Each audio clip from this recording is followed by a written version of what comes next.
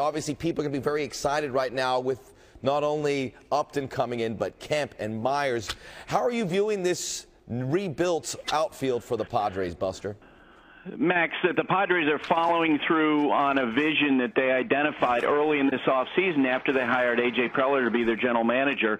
When you talked with executives with other teams, they were telling you in late November, boy, the Padres are looking to make big moves, and they feel like that by adding a couple of exactly the right power-hitting bats, that they could contend in the National League West in 2015 because of the makeup of the rest of the team. And, wow, I mean, when you talk about, sometime in the next week, they'll be able to have a Miami Heat-style press conference rolling out this new outfield of Matt Kemp and Justin Upton and Wil Myers.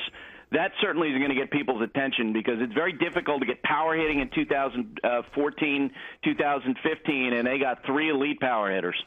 Knowing your history with the city, how do you think it's going to all play out? Certainly when you look at these additions, this is a franchise that was on the verge of becoming obsolete, playing in the same division as the Giants and the Dodgers. How are they going to receive this in San Diego?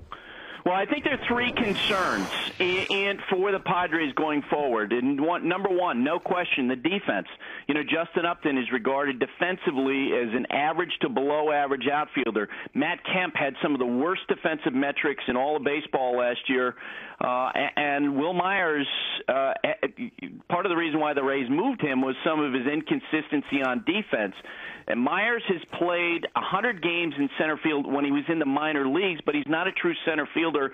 Padres also, in their internal conversation, talked about being comfortable having Kemp play center field, but that's certainly going to be an issue. It's a very right-handed lineup. And here's the third thing. I know that the Padres are hoping to make a splash here. Having worked there, my experience in San Diego was always that trying to make a splash was never something that was going to translate. If you won games, the fan base responded. They filled the ballpark. And so that's going to be the key. Will this be successful? It's not going to be about merely the specter of this great power-hitting lineup. They actually have to back it up and win some games.